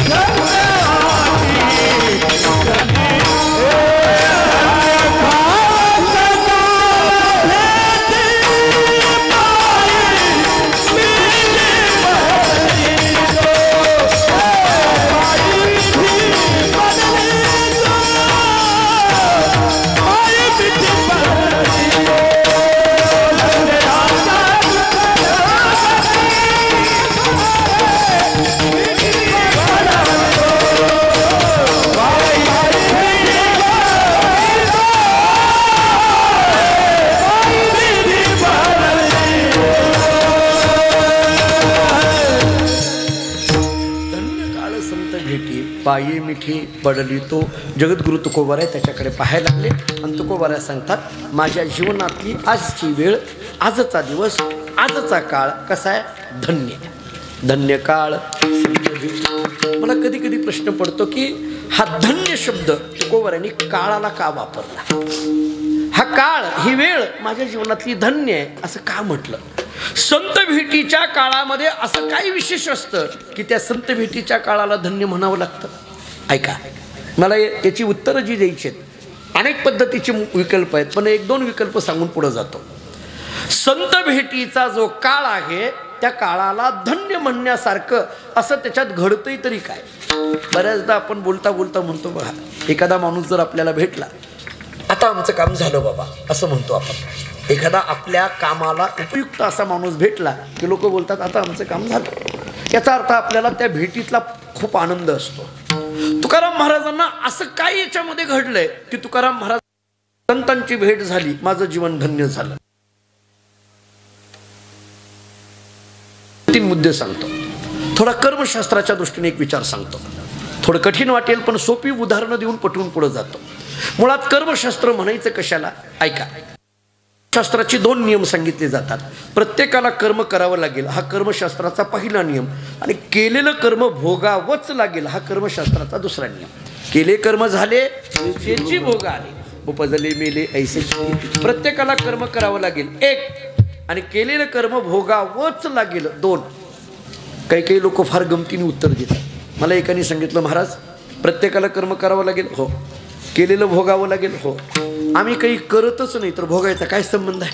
बघा, मधला मार्ग काढतात. कर्मशास्त्र म्हणतं असं चालत नाही, करावं लागेल. नाही आम्ही काही करत नाही. कर्मशास्त्र म्हणतं करावं लागेल. नाही आम्ही काही करत नाही. कर्मशास्त्र म्हणतं काही करत नाही. हे तरी करशील ना, ते तरी कर्म आहे. काही वेळेला आपल्याला तेही कर्म सांग. सप्ताहाची मीटिंग असते. आता आपण सगळीच आदरणीय मंडळी आहात, आपण नियोजन करतो. मग आदल्या दिवशी आम्ही मीटिंग घेतो. सप्ताह करताना आपल्याला जावं लागतं आदल्या दिवशी, आणि मग त्या सप्ताहामध्ये आम्ही सगळ्याला कामं वाटून देत होतो. आदल्या दिवशी तुम्ही कीर्तनाकडलं पहा, तुम्ही भजनाकडलं पहा, तुम्ही भोजनाकडलं पहा. 5-50 लोक मीटिंगमध्ये येऊन बसलेली होती. मी कामं वाटून देत होतो. त्या मीटिंगमध्ये 2-3 अगदी पुढं बसलेली होती. तुम्हाला सांगू, ती काहीच कामाची नव्हती. बहुतेक मीटिंगमध्ये तीच पुढे येऊन बसलेली असतात, बरोबर. ती पुढे बसलेली होती. तर सगळ्यांना मी कामं वाटून दिली. कीर्तनाकडलं पहा, भजनाकडलं पहा, भोजनाकडलं पहा, देणगीकडलं पहा. त्या 2-3 माझ्याकडे पाहिलं, सांगितलं, महाराज उद्यापासून सप्ताह सुरू होत आहे. तुम्हाला आम्ही आत्ताच सांगतो, आम्ही त्या सप्ताहामध्ये काहीच करणार नाही, काहीच करणार नाही. मी त्यांना म्हटलं, मी तुम्हाला तेच सांगायला लागलोय, उद्यापासून सुरू होणाऱ्या सप्ताहामध्ये तुम्ही काहीच करू नका. 7 दिवस जरा नीट राहा, एवढंच आमच्याकरता करा, बरोबर. काही लोकांना असं म्हणावं लागतं, तू काही न करणं हे सुद्धा खूप काही करणं आहे असं म्हणावं लागतं. म्हणजे काहींचं न करणं हे सुद्धा कर्मातच मोडतं. कर्मशास्त्र म्हणतं प्रत्येकाला कर्म करावं लागेल 1, आणि केलेलं कर्म भोगावंच लागेल 2. आता ऐका, आता दुसरा पुढचा एक नियम सांगतो. मला जे सांगायचं आहे, माझा मुद्दा सोडू नका. माझा मुद्दा कुठं आहे? धन्य काळ संत भेटी. मला त्याच्या पलीकडे जायचं नाही. संत भेटीच्या काळाला धन्य म्हणा, मला एवढंच सांगायचं आहे. मी तर अनेक वेळेला सांगत असतो की श्रोत्यांनी मुद्दा पकडून ठेवायचा, म्हणजे वक्त्याला मुद्द्यावर बोलता येतं. श्रोत्यांनी मुद्दा पकडून ठेवायचा. नाहीतर आपलं गावाकडलं उदाहरण देऊ का, ग्रामीण भागातलं. आम्हा कीर्तनकाराचा कासरा किती का लांब जाईना, तुम्ही खोटा सोडायचा नाही. कळालं का? पहा, आपण खोटा सोडा, आम्हाला फिरावं लागतं. एकदा ज्ञानेश्वरी, एकदा गाथा, एकदा रामायण, एकदा महाभारत, असं फिरावं लागतं. तरी माझी महाराष्ट्रातल्या सगळ्या कीर्तनकारांना विनंती आहे, तुम्ही कुठेही फिरत चला, पण जय विठ्ठलच्या आज जागेवर येत चला. येत नाही तो बऱ्याचदा काही ओढून आणावे लागतात कीर्तनकार. अभंगावर या, अभंगावर या, असं आणावं लागतं. मी मुद्दा काय बोलतो ऐका. माझा मुद्दा फक्त मला फार वेगळा विचार सांगायचा नाही, बाकीची 3 चरणं लावून देणार आहे माझ्या वेळेच्या अनुषंगाने. धन्य काळ संत भेटी म्हणत असताना संत भेटीच्या काळामध्ये असं काय घडतंय की तुकोबर आहे त्याला धन्य म्हणतात. मला कर्मशास्त्रातून उदाहरण द्यायचं होतं. प्रत्येकाला कर्म करावं लागेल हा कर्मशास्त्राचा पहिला नियम, आणि केलेलं कर्म भोगावंच लागेल हा कर्मशास्त्राचा दुसरा नियम. आता एक महत्त्वाचा सिद्धांत सांगतो. कर्मशास्त्राचा एक सिद्धांत असा आहे, प्रारब्ध कोणालाही बदलविता येत नाही हा कर्मशास्त्राचा नियम आहे. पटतंय का? बघ, म्हणजे माझ्यापेक्षा आदरणीय मंडळी आपण आहात. तुम्हीच ज्येष्ठ मंडळी, नवीन तरुण मंडळींना आपण सांगत असतो, जे नशिबात आहे ते होणार आहे. आपण बऱ्याचदा शेवटी काय म्हणतो, जे नशिबात आहे ते होणार आहे. शेवटी आपण बोलता बोलता म्हणतो, नशीब कुणाला चुकलंय का, नशीब कुणाला बदलता येतंय का, आपण असंच म्हणतो ना. मला तेच सांगायचं आहे, प्रारब्ध कुणालाही बदलविता येत नाही हा कर्मशास्त्राचा नियम आहे. आता माझं पुढलं वाक्य ऐका. प्रारब्ध बदलविता येत नाही हा कर्मशास्त्राचा नियम आहे, पण संतांची गाठ पडली की प्रारब्धच बदलून जातं, म्हणून संत भेटीच्या काळाला धन्य म्हणा. कळालं का? पहा, प्रारब्ध बदलता येत नाही हा जरी कर्मशास्त्राचा नियम असला तरी संतांची भेट प्रारब्धच बदलून टाकते, म्हणून संत भेटीच्या काळाला धन्य म्हणा. अशी किती उदाहरणं देऊ, अलीकडल्या काळातली आणि पूर्वीच्याही काळातली कित्येक उदाहरणं आहेत. लोक बोलता बोलता म्हणतात, नाही हो आम्हाला ते शक्यच नव्हतं, पण महात्म्याची गाठ पडली, आमच्या जीवनात हा बदल घडला. अशी कितीतरी उदाहरणं आहेत. या भागातली असतील. मी मगाशी सगळ्यांची नावं घेतली, बाबांचं नाव घेतलं, भाऊंचं नाव घेतलं, माऊलींचं नाव घेतलं, आबांचं नाव घेतलं. या सगळ्या मंडळींना ज्यांना यांची गाठ पडली त्यांच्या जीवनामध्ये काही ना काहीतरी बदल झालाच. काही ना काही बदल. मी मगाशीच बापूंनी मला सांगितलं, रणवे बापूंचंच उदाहरण घ्या. बापूंनी सांगितलं मी या प्रकारात आलोच नसतो म्हटले, पण कुठंतरी आबांची कृपा झाली आणि मी इकडलं भागात आलो. ही भावना काय आहे, या गोष्टी काय आहे. बरं जाऊ दे, मी थोडं पुढलं बोलतो. प्रारब्ध बदलविता येत नाही, पण कर्मशास्त्राचा नियम जरी असा असला तरी संतांची भेट झाली प्रारब्ध बदलून जातं. मी ज्ञानोबांच्या चरित्रातला एक दाखला देतो जो सगळ्यांना माहीत आहे, पण मला त्याच्यातून एक भाव काढायचा आहे. आपल्या सगळ्यांना माहीत आहे, मला वेळ घ्यायची नाही आहे जास्त. सच्चिदानंद बाबा गेले, त्यांची बायको सती जाण्याकरता निघाली. प्रसंग आठवतोय का पहा. सच्चिदानंद बाबा आदरे लेखकू झाला, ज्ञानेश्वरी ज्यांनी लिहिली त्या सच्चिदानंदाचं चरित्र सांगतोय. ते गेले, त्यांची पत्नी सती जाण्याकरता निघाली. जाता जाता तिनं ज्ञानेश्वर महाराजांना पाहिलं. तिला असं वाटायला लागलं आपण चितेच उडी टाकणार आहोत, पण जाता जाता एका महात्म्याचं दर्शन घ्यावं म्हणून ज्ञानोबारांच्या चरणावर नतमस्तक झाली. ज्ञानोबारांनी एकदम आशीर्वाद देऊन टाकला, सौभाग्यवती भव. ती बाई रडायला लागली. तिच्या रडण्याच्या आवाजाने ज्ञानोबारांनी डोळे उघडले आणि विचारलं काय झालं रडायला. ते म्हणायला लागली तुम्ही दिलेला आशीर्वाद ऐकून दुःख झालं म्हणून मी रडायला लागले. ज्ञानोबारांनी सांगितलं लोकांना आशीर्वादाचा आनंद होत असतो, तुला दुःख झालं. लोकांना आशीर्वादाचा आनंद होतो आणि तुला दुःख का झालं. मी आशीर्वाद दिलाय, सौभाग्यवती भव. बरं दुसरी गोष्ट, हा आशीर्वाद मी स्वतःहून दिलाय, तू मागितलेला नाहीये. जरा आणखीन एक वाक्य बोलू. आशीर्वाद हा सद्गुरूंकडून स्वतःहून यावा लागतो, मागायचा नसतो. लोक आम्हाला घरी घेऊन जातात, आमचा हात स्वतःच उचलतात आणि त्यांच्या डोक्यावर मारून घेतात. असं कुठं असतंय? असं होत नाही. ऐशी कर्मसाम्य दशा जेत होय विरेशा, मग श्री गुरु आपैसा भेटीची गा, मग लावणीया हात कुरवाडीला. माता सांगितलं चिंता न करा. प्रमाण आहे, मी माझ्या पदरचं बोलत नाही, प्रमाण आहे. स्वतःहून यावा लागतो, तिथं कर्मसाम्य दशा व्हावी लागते. बरं अलीकडल्या काळात अशी गंमत झाली आहे, कोणाला काय आशीर्वाद मागावा हेही लक्षात येत नाही. मी कॉलेजला असताना 2003ला लॉला होतो आणि LLB बार्शीमध्ये करत असताना काही लग्न वगैरे माझं झालेलं नव्हतं, पण श्रावण महिन्यामध्ये प्रवचनं असायची. महाराजांना माहिती आहेत, बापूंना माहिती आहेत. आणि मग ते आमच्या सगळ्या शिष्य परिवारामध्ये रोज आम्हाला सायंकाळच्या वेळेला पूजेकरता फिरावं लागायचं. लग्न नाही काही नाही, त्यावेळेस असं सगळ्यांकडे जायचो. एका घरी मी गेलो. घरी गेल्यानंतर पाद्यपूजा वगैरे झाली की त्या घरातली सगळे पाया पडायला येऊ लागले. येत असताना त्यांच्यातला एक 25-30 वर्षाचा मुलगा पाया पडायला आला. आल्याबरोबर त्याच्या वडिलांनी सांगितलं महाराज याच्या डोक्यावर हात ठेवा. म्हटलं नको. नाही नाही डोक्यावर हात ठेवा. मी म्हटलं कशा करता. नाही नाही तुम्ही डोक्यावर हात ठेवा. मी म्हटलं आपल्याला माहिती आहे आपला हात कसा आहे, कशाला दुसऱ्या डोक्यावर हात ठेवायचा. म्हटलं नको. म्हटलं तो म्हटला नाही नाही आशीर्वाद द्या. मी म्हटलं अहो कशा करता. त्याचा वडील म्हटला नाही नाही याचं आणखीन लग्नच झालं नाही. मी म्हटलं माझंच झालं नाही, त्याला काय आशीर्वाद देतो. कोणाला काय आशीर्वाद असं नसतं. आशीर्वाद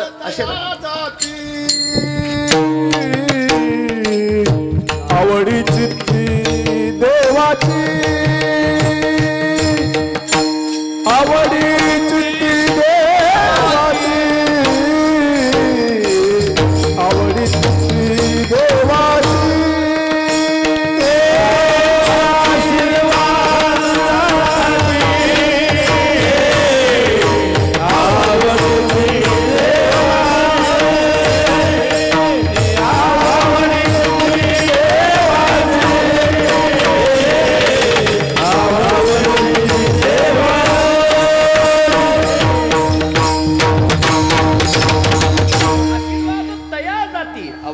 चित्ती देवाची. ज्याच्या चित्तामध्ये देवाची आवड आहे त्याला आशीर्वाद मागायची गरज नाही. त्या जाती महाराजांचे शब्द आहेत, त्याला आशीर्वाद स्वतःहून जातो. फक्त त्याच्या चित्ताची आवड पाहिली पाहिजे.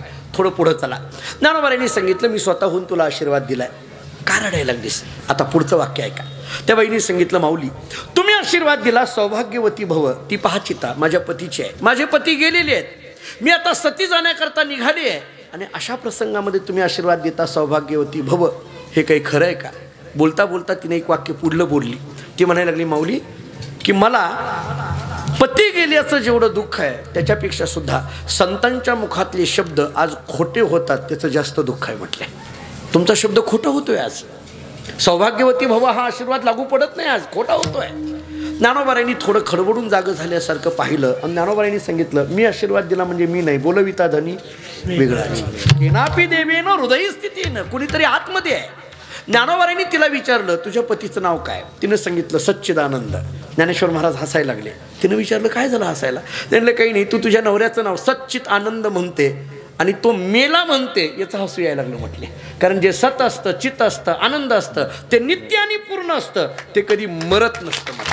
आणि मग ज्ञानोबारांनी आपल्या जवळचं पाणी घेतलं आणि सच्चिदानंदाच्या अंगावर शिंपडलं. कुठं निघालात उठा म्हटल्याबरोबर मेले माणूस जिथं उठविले. कथा संपली, प्रमाणही त्याला संपलं. आपल्या सगळ्यांना इतिहास माहीत आहे. आता मला पुढलं वाक्य बोलायचं आहे. सच्चिदानंद बाबा जाणं म्हणजे त्यांचं प्रारब्ध संपणं.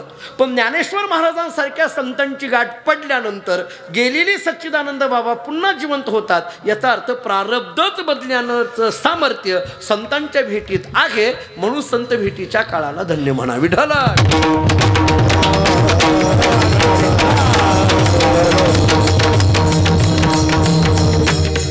एक मुद्दा माझा संपला. धन्य एक कळालं.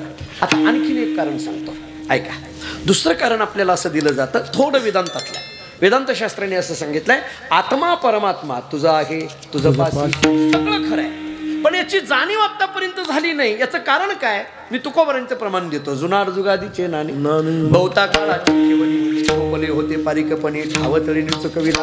आपलीच वस्तू असते, आपल्या जवळ असते, पण ती आपल्याला कळत नसते. याचं कारण काय? त्याच्यावर काहीतरी आवरण आहे. आपलीच आहे, आपल्या जवळ आहे, आपल्याला कळत नाही. ती कळवून देण्याकरता कुणीतरी तिसरं लागतं. उदाहरण सोपं देतो, अगदी सोपं देतो. जुन्या काळातलंही उदाहरण किंवा कुठेही लागू पडण्यासारखं. बऱ्याचदा असं घडतं, नवरा बायको दोघं घरामध्ये असावी आणि सकाळच्या वेळेला हा फिरायला गेला. त्याला आपण अलीकडे मॉर्निंग वॉक वगैरे म्हणतो आपण. हा फिरायला गेला आणि फिरून माघारी आला. आता आल्याबरोबर आंघोळ करावी का नाही? हा बसला पेपर वाचत. अलीकडे माणसं आंघोळच लवकर करत नाहीत. का करत नाहीत कोणास ठाऊक. बसला पेपर वाचत बसला. त्याची पत्नी बिचारी काही स्वयंपाकघरात काम करत असेल आणि मग बराच वेळ पेपर वाचत होता आणि वाचता वाचता कोणाचा तरी फोन आला. फोन आल्याबरोबर तो फोन कानाला लावण्याकरता म्हणून त्यांनी डोळ्यावरचा चष्मा डोक्यावर ठेवला, फोन कानाला लावला आणि काय बोलायचं ते 5-10 मिनटं बोलला. फोन झाला, फोन ठेवून टाकला आणि पुन्हा पेपर हातात घेतला. चष्मा कुठं आहे? चष्मा सापडेना ना. इकडं तिकडं बघायला लागला, चष्मा नाही. मोठ्याने हाका मारायला लागला, काय ग बायकोला हाका मारायला लागला. ती बिचारी माई माऊली स्वयंपाकघरात, सकाळी बायांना पुष्कळ कामं असतात स्वयंपाकघरात, ती कामं करत होती आणि यांनी खूप हाका मारायला सुरुवात केली. कळतंय का? इकडे ये. काय ग. ती पोळ्या लाटत होती, चपात्या करत होती. शेवटी ती आता एवढं वरडायला लागले म्हटल्यानंतर ती बेलनं घेऊनच आली. मारायला नाही, आपलं चपात्या करता करता म्हणून घेऊन आली. तुम्ही तसं समजू नका. आणि ती घेऊन आली. तिने विचारलं, का हो काय झालं ओरडायला? मी सकाळी एवढी कामं मला पडलेली असतात, का तुम्ही ओरडायला लागलात? त्याने सांगितलं, काही नाही, मी पेपर वाचत असताना माझा चष्मा कुठं गेलाय कळालं नाही. तुझं सगळीकडे लक्ष असतं, माझा चष्मा कुठं आहे बघितला का? आता तिनं बघितल्या कळालं चष्मा कुठं आहे. तिला माहीत होतं हे महाशय कसे आहेत किंवा महाभाग कसे आहेत असं म्हणा. तिनं बघितल्याबरोबर एकच वाक्य वापरलं. ते म्हटले, का हो तुम्हाला जरा तरी डोकं आहे का? जरा तरी डोकं. खरं सांगू का, हे वाक्य ऐकूनच डोक्यावरचा फेटा घेऊन घरातून बाहेर पडतो आम्ही. तिने विचारलं, तुम्हाला जरा तरी डोकं आहे का? त्याला राग आला. तो म्हटला, तू मला म्हणतेस जरा तरी डोकं आहे का? आणि काय केलं, दोन्ही हात, एवढं मोठं डोकं आहे की असं म्हणून हात लावला. एवढं मोठं डोकं आहे असं म्हटल्याबरोबर हाताला काय लागला? चष्मा लागल्याबरोबर त्याचा राग गेला आणि मोठ्याने म्हणायला लागला, अरे मिळाला. मला पाठवू दे, कारण एक प्रश्न विचारायचा आहे. चष्मा हरवलाय का? एवढाच प्रश्न विचारायचा आहे. मिळाला म्हणतोय ना, मला प्रश्न विचारायचा, हरवलाय का? हा, मोकळ्या मनाने उत्तर देत चाला. नाही. मग मिळाला का? बरं, परत एकदा. आपल्याला नाहीतरी जागराचंच कीर्तन आहे, त्याला काही विषय लागणार नाही आपल्याला. मिळाला का? हरवला का? अहो, हरवलाच नाही तर मिळाला म्हणायचा प्रश्नच येत नाही. मग हा मिळाला का म्हणायला लागला? याचं वेदांतांनी एकच उत्तर दिलंय, हरवला नाही पण हरवला आहे असं वाटायला लागलं म्हणून मिळाला असं म्हणावं लागलं. म्हणजे हरवला नसताना हरवला वाटणं याला भ्रम असं म्हटलं जातं. तसं आत्मप्रचितीचा विचार केला तर ते तिथंच आहे. तिथं असूनही तिथं नाही असं वाटायला लागलं आणि हे नाही असं वाटायला लागलेलं जे काढतात त्यांचं नाव संत असतं. म्हणून संत भेटीच्या काळाला धन्य म्हणा. विठ्ठला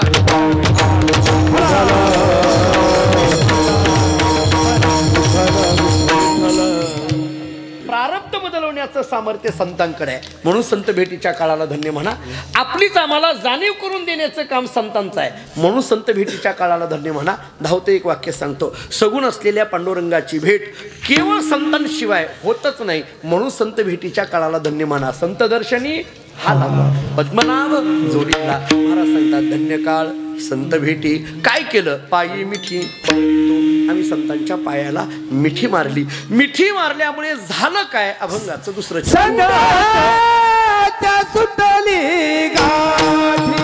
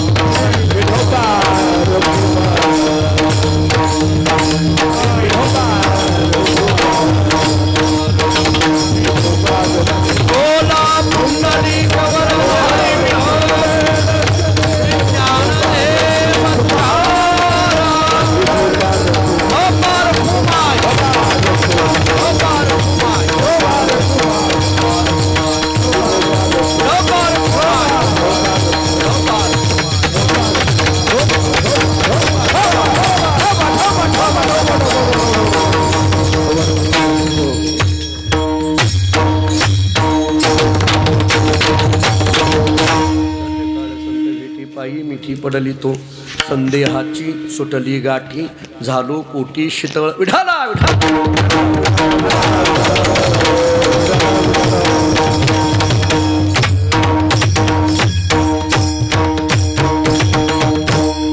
विचार करताना पहिल्या चरणाचा विचार आपण धावता करून आलो. महाराज सांगतात एकदा संतांची गाठ पडल्यानंतर काय झालं, आता संतांच्या पायाला मिठी मारल्यामुळं एकही गाठी राहिली नाही. संदेहाची सुटली गाठी, सगळ्या गाठी निघून गेल्या. आता कोणकोणत्या गाठी आहेत? चिताची गाठ आहे, त्रिगुणांची गाठ आहे, विकल्पाची गाठ आहे, विकाराची गाठ आहे, संशयाची गाठ आहे, प्रारब्धाची गाठ आहे. ह्या सगळ्या गाठी निघून गेल्या. लग्नाची तरी काय गाठच आहे ना. महाराज सांगतात तुका म्हणे सोडिल्या गाठी दिली मिठी पायाशी. काही माणसं फार गमतीने बोलतात. एका माणसाला विचारलं म्हणलं का हो, ते नेहमी तुमच्या जवळ शेजारी असतात, फार शांत असतात, लग्नात गेलं शांत, कीर्तनात गेलं शांत, कौटुंबिक कार्यक्रमात गेलं शांत, हे फार शांत आहेत का? त्याच्या शेजारीने सांगितलं शांत नाही, आतल्या गाठीचं. हे काय शब्द काढतात कोणाच ठाऊक, कुठून काढतात? मला वाटायला लागले एखाद्या डॉक्टरला ₹1,00,000 द्यावून आतली गाठ शोधून काढावी, कशी असते कोणाच ठाऊक. महाराज सांगतात सगळ्या गाठी निघून गेल्या. संदेहाची सुटली गाठी. आता संशय म्हणजे काय, संशयाचे प्रकार काय, पुष्कळ चिंतन आहे. उगी धावते फक्त 3 मुद्दे मांडून जातो. ऐका, शास्त्रांनी असं चिंतन केलेलं आहे. संशयाची व्याख्या काय, एका विशेषामध्ये विरुद्ध 2 विशेषणाचं ज्ञान होणं याला संशय असं म्हटलं जातं. 3 संशयाचं चिंतन केलं जातं. जीव परमात्म्याहून भिन्न आहे का अभिन्न आहे, पहिला संशय. परमात्मा सगुण आहे का निर्गुण आहे, दुसरा संशय. आणि जगत सत आहे का असत आहे, हा तिसरा संशय. अशा 3 संशयाचा विचार तत्वज्ञानाने केलेला आहे. पुष्कळ याच्या व्याख्या आहेत, मला आत्ता जास्त त्याच्यात जायचं नाही. जीव परमात्म्याहून भिन्न आहे का अभिन्न आहे, एका प्रमाणाने उत्तर देऊन टाकतो. तो का म्हणे कैची किव कोठे जीव निराळा. परमात्मा सगुण आहे का निर्गुण आहे, एका प्रमाणाने उत्तर देतो. तुझं सगुण म्हणू की निर्गुण रे, सगुण निर्गुण एको गोविंद रे.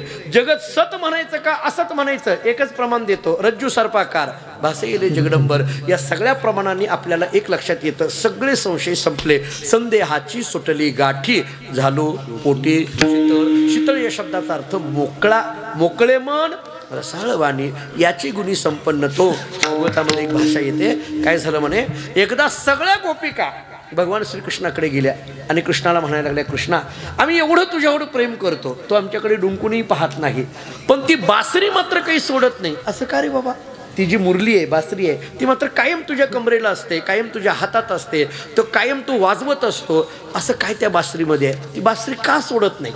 भगवंतांनी फार गमतीने उत्तर दिलं. भगवंतांनी सांगितलं त्याचं कारण आहे, ती बासरी मला फार आवडते म्हणून मी सोडत नाही. का आवडते, त्याची 3 कारणं सांगितली. भगवान म्हणतात पहिलं कारण असं आहे, मी वाजवल्याशिवाय वाजत नाही म्हणून मला आवडते. एक. दुसरं कारण, जेव्हा जेव्हा बोलायचा प्रसंग येते तेव्हा तेव्हा ती मधुरच बोलते, कटू कधी बोलत नाही म्हणून मला आवडते. आणि तिसरं कारण, या बासरीमध्ये इथून तिथून कसलीही गाठ नाही म्हणून मला आवडते. झालो पोटी शीतळ, म्हणजे कुठलीही गाठ नसणं यालाच मोकळं म्हटलं जातं. आणि म्हणून मोकळं मन, कधी कधी प्रश्न पडतो, हे मन मोकळं असतं म्हणजे नेमकं तरी काय? मन मोकळं असणं या शब्दाचा अर्थ आहे मन मोठं असणं. मन मोठं असणं या शब्दाचा अर्थ आहे मन व्यापक असणं. जरा वेदांतातला शब्द देतो, मन उन्मनी अवस्थेमध्ये जाणं किंवा मन त्रिगुणातीत होणं, याला म्हणा मोकळं मन. कुठल्याही गुणाचा संबंध राहिला नाही, त्रिगुणातीत होणं. तमोगुण, रजोगुण आणि सत्वगुण, मी धावतोच तुम्हाला बोलतो. तमोगुण आला की मनुष्य आळशी बनतो, रजोगुण आला की मनुष्य चंचल बनतो, सत्वगुण आला की मनुष्य स्थिर बनतो. पटतंय का बघा? तमोगुण हा आळसाला कारण असतो, आपल्याकडे आळस येतो त्याचं कारण तमोगुण. शाळेमध्ये एखादा विद्यार्थी पुढं बसून त्या मुलाने आळस दिला, गुरुजींनी त्याच्याकडे बघितलं आणि सांगितलं, वेड्या पुढं बसून तो आळस द्यायला लागलाय, बाकीची मुलं किती शांत बसलेत बघ, आणि तू पुढं बसून आळस देतो. त्या पोरांनी सांगितलं, गुरुजी सगळ्यालाच आळस येतोय पण तो आळस द्यायला सुद्धा आळस करतात, इतके आळशी आहेत माझा. तमोगुणाचा प्रभाव आहे. आता दुसरं बोलतो, रजोगुण. ज्ञानोबारायांचा 14वा अध्याय काढा, ज्ञानोबाराय बोलतात, हे रज याचे कारण आहे जेव्हा ते रंजवू जाणे.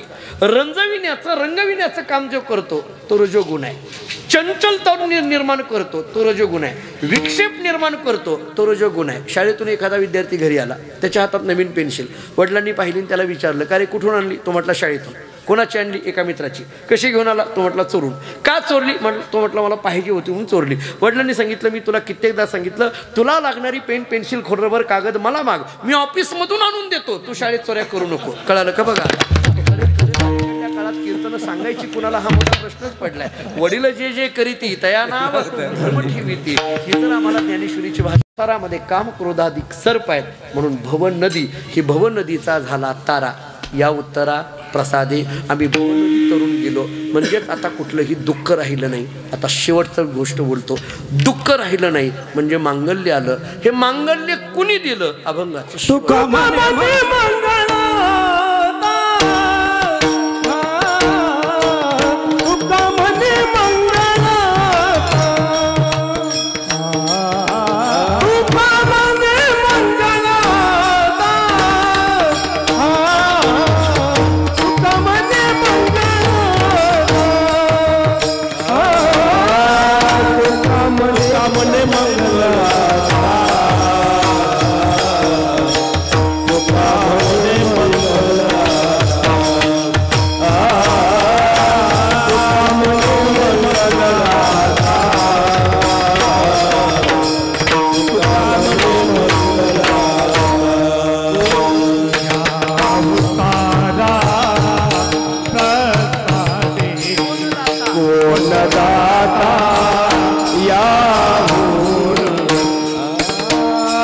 संध्याच्या सुटल्या गाठी, संध्याच्या सुटल्या संध्याची सुटली गाठी, संध्याची सुटली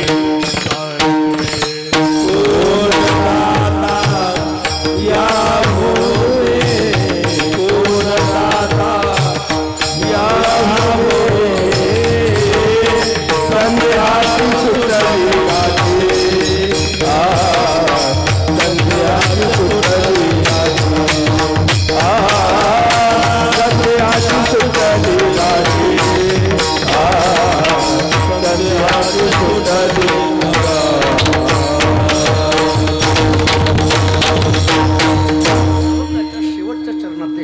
तुका म्हणे मंगळ. आता कोण दाता याहुनी. ऐका शब्द कशा महाराज सांगतात, आता आमच्या जीवनामध्ये मांगल्य आलं. हा आता या शब्दाचा अर्थ काय? तुका म्हणे मंगळ आता. आता म्हणजे कधी? दोन अर्थ सांगतो ऐका. तत्वज्ञानाने अर्थ असा केलाय, मल आणि विक्षेप हे दोन दोष निवृत्त झालेले आहेत. आवरण नावाचा दोष आणखी निवृत्त झालेला नाही. आवरण नावाचा दोष ज्या क्षणी निवृत्त होतो तो क्षण मानवी जीवनामध्ये जो येतो त्याचं नाव आता. हा आता शब्द तत्वज्ञानाने असा अर्थ केला, म्हणजे आवरण नावाच्या दोषाच्या निवृत्तीचा जो क्षण, त्या क्षणाचं नाव आहे आता. तुका म्हणे मंगळ. एक समजा हे कळायला कठीण वाटलं, दुसऱ्या भाषेत सांगतो. आता हा शब्द मराठी व्याकरणाच्या दृष्टीने वर्तमान कालवाचक आहे. बघा तुम्ही, आपण माझ्यापेक्षा सुज्ञ आहात. आता शब्द वापरून भूतकाळातलं वाक्य तयार करता येतं का? नाही. आता शब्द वापरून भविष्य काळातलं वाक्य तयार करता येतं का? नाही. आता हा शब्द वर्तमान कालवाचक आहे. मी उदाहरण सोपं देतो. आमच्याकडे शाळेवर एक शिपाई होता. आता उन्हाळ्याच्या सुट्ट्या लागल्या की शिक्षक आणि विद्यार्थी सुट्टीवर असतात, पण मुख्याध्यापक आणि शिपायाला मात्र शाळेत येऊन जावंच लागतं. त्यातल्या त्यात शिपायाला तर रोजच येऊन जावं लागतं. आता तो सकाळी यायचा, संध्याकाळी परत बसायचा, एकटाच बसायचा, कंटाळून जायचा. त्यांनी विचार केला काहीतरी केलं पाहिजे. मुख्याध्यापक सकाळी यायचे, दुपारी यायचे किंवा यायचेही नाही, त्यांना कोण विचारणार. त्याने एके दिवशी 8 वाजता ऑफिस उघडलं, झाडून काढलं, 9 वाजताच ऑफिसला कुलूप लावलं आणि दरवाजावर खडून लिहिलं, आत्ताच गेलो. कळालं का आता? हां, आत्ताच गेलो. समजा मुख्याध्यापक जर 10 वाजता आले तर काय वाजतील? आत्ताच गेलो. 2 वाजता आले तर काय वाजतील? 2 दिवसानंतर आले तर काय वाजतील? आता. कळालं का आता? नाही नाही, आता तरी कळालं का आता? हे मला म्हणायचं. तुका म्हणे मंगळ आता. पुढं बोलतात, कोण दाता या होईल. मला कधी कधी, आता माझ्याकडे वेळ फार कमी असल्यामुळे मी धावतं बोलत चाललो आहे, पण कोण दाता याहुनी, मला कधी कधी असं वाटतं की महाराजांनी याहुनी कोण दाता असं का म्हणावं. याचा अर्थ आहे की संतांशिवाय दुसरं कोणी दाता नाही असं महाराजांना म्हणायचं आहे. का नाही हो? माणसालाही दाता म्हटलं जातं ना, देवालाही दाता म्हटलं जातं ना. मग संतांशिवाय अशा पद्धतीचं दान करणारं दुसरे कोणी दाता नाहीत असं का म्हणावं. ऐका जरा बारीक. मनुष्य कधी दाता ठरतो? देव कधी दाता ठरतात आणि संत कधी दाता ठरतात एका एका वाक्यात बोलतो. काहीतरी घेण्याच्या अपेक्षेने जो देतो त्याला माणूस म्हणा. काहीतरी घेण्याच्या अपेक्षेने जो देतो त्याला माणूस म्हणा. काहीतरी अगोदरच घेतो आणि मग देतो त्याला देव म्हणा. आणि काहीही न घेता जे देत राहतात त्यांना संत म्हणा. काहीही न घेता देत राहणं हे संतांचं दात. गातला दुकान संत उदार उदार भरले अनंत भांडार. महाराज सांगतात कोण दाता याहून. आणखीन एक सांगतो, संतांना एवढं दातृत्व का सांगितलं. काहीही न घेता देत राहतात एवढंच नाही, भगवान सुद्धा ज्यांच्या दारामध्ये उभा राहतो आणि काहीतरी मागणी करतो, भगवंताला सुद्धा काही ना काहीतरी पदरात दान टाकण्याचं सामर्थ्य या जगामध्ये जर कोणाकडे असेल तर ते केवळ संतांकडे. बळीराजाची वामन अवताराची कथा सगळ्याला माहिती आहे. मी ज्या परंपरेत जन्माला आलो, माणकोजी बोधले महाराज नाव तरी आपण ऐकून आहात. वारकरी संप्रदायामध्ये पांडुरंगाने बोध केला म्हणून बोधले नाव पडलं. विठोनी एकांती बोधिले म्हणून जगे नाव बोधले. बोधला म्हणे देवा तू मज बोधिले, आवडीने ठेविले नाम माझे. माणकोजी महाराज धामणगावला, बार्शी तालुक्यात धामणगाव, तिथं राहायचे. कोणीही आलं की त्याला काही ना काहीतरी दान करायचं हा त्यांचा नियम. बातमी पंढरपूरला पांडुरंगापर्यंत जाते. पांडुरंगाने विचार केला माणकोजी बोधले महाराजांची परीक्षा बघावी आणि म्हणून सकाळच्या वेळेला एका फकीराचं रूप धारण करून पांडुरंग परमात्मा माणकोजी महाराजांच्या दारात आला. भिक्षाम देही म्हटल्याबरोबर माणकोजी बोधले महाराजांची 2 नंबरची भागीरथी नावाची सून हातामध्ये गहू ज्वारी तांदूळ घेऊन दारात आली आणि त्या फकीराला द्यायला लागली. त्या फकीरांनी सांगितलं मला गहू ज्वारी तांदूळ असलं काही चालत नाही, मला जे मागायचंय ते फार वेगळं आहे, तू तुझ्या सासऱ्याला म्हणजे माणकोजी महाराजांना पाठव. भागीरथी आतमध्ये गेली आणि माणकोजी महाराजांना म्हणायला लागली बाबा कोणीतरी एक फकीर आलाय, तो मला बोलवत नाहीये, माझ्याकडून काही घेत नाहीये, तो तुम्हाला बोलवतोय. महाराज बाहेर येतात, पाहतात, बोला फकीर बाबा काय पाहिजे. फकीरांनी सांगितलं माणकोजी महाराज मी जे मागेल ते नक्की द्याल का. हो माझ्याकडे असेल तर नक्की देतो. मग नीट आहे, माझं मागणं असं आहे, मी फकीर आहे, मला एका जागेवर थांबता येत नाही, पण माझं वय झाल्यामुळे माझी सेवा मला आता करणं होत नाही, म्हणून मला तुमच्याकडे असं मागायचं आहे तुमची भागीरथी नावाची जी सून आहे ती सूनच मला माझ्या सेवेकरता दान करून टाका. माणकोजी महाराजांच्या अंगावर काटा उभारला. असं कुठं असतं का. सुनेला कुठं दान करतात का. सुनेला कुणी दान मागतं का. असं कसं काय. फकीरांनी सांगितलं नाही तुम्ही देतो म्हटला होता द्यावं लागेल. माणकोजी महाराज आतमध्ये गेले. त्यांच्या बायकोचं नाव होतं ममताई. त्या ममताईला सगळा विषय सांगितला. दोघंही गळ्यात पडून रडायला लागले. काय बोलावं कळेना. माणकोजी महाराजांचा 2 नंबरचा मुलगा म्हणजे भागीरथीचा पती यमाजी तिथं येतो आणि यमाजीने माणकोजी महाराजांना विचारलं बाबा काय झालं रडायला. कोणीतरी दारात याचक आलाय, त्याला काय पाहिजे ते देऊन टाका ना. माणकोजी महाराजांनी सांगितलं अरे यमाजी काय देऊन टाकू, तुला माहिती आहे का तो काय मागतोय. तो तुझ्या बायकोला म्हणजे माझ्या 2 नंबरच्या भागीरथी नावाच्या सुनेला दान करा असं म्हणतोय. होय कसं म्हणू. यमाजी 2 मिनिटं शांत झाला आणि नंतर यमाजींनी सांगितलं बाबा घरातली कोणती वस्तू दान करावी आणि कोणती वस्तू दान करू नये हे सांगण्याचा अधिकार आम्हा मुलांचा नाही. आम्हाला एकच कळतं आपल्या दारातून रिकाम्या हाताने कुणी जाऊ नये. वडील आणि मुलाचं नातं कसं असावं, ते संस्कार कसे असावे हे कळण्याकरता संत चरित्र वाचावं. शेवटी महाराजांना एका बाजूने आनंद होत होता की माझा मुलगा माझ्या शब्दाच्या बाहेर नाही, पण एका बाजूला वाईट वाटत होतं भागीरथीला दान करा कसं करायचं. भागीरथी एका कोपऱ्यात होती, ती रडत होती. रडता रडता ती हसायला लागली. महाराजांनी त्या जवळ घेतलं, तिच्या डोक्यावरून हात फिरवला आणि तिला विचारलं तू सांग काय करू. तू रडतही आहे आणि हसतही आहे, मला कळे ना असं का करायला लागलीस. भागीरथीचे शब्द ऐका. भागीरथीने सांगितलं बाबा तुमच्यासारख्या सत्पुरुषाच्या घरामध्ये सून म्हणून आलेल्या दिवसापासून मला असं वाटायचं की मी तुमच्या कुठेतरी उपयोगी पडावी, कुठेतरी उपयोगी पडावी. आज आनंद याचा वाटतोय की कमीत कमी दान करण्याच्या तरी मी उपयोगी पडते आहे. याचा आनंद वाटतो, कुठंतरी माझा उपयोग होतोय. पण वाईट याचं वाटतं की राहिलेल्या आयुष्यामध्ये तुमच्या चरणाची सेवा करायला मिळणार नाही याचं वाईट वाटतं. तिघही जड अंतःकरणाने एकमेकाच्या गळ्यात पडले, रडायला लागले. जड अंतःकरणाने माणकोजी महाराजांनी भागीरथीचा हात घेतला, फकीराला देऊन टाकला. सुन केली दान भागीरथ. तो फकीर घेऊन निघाला.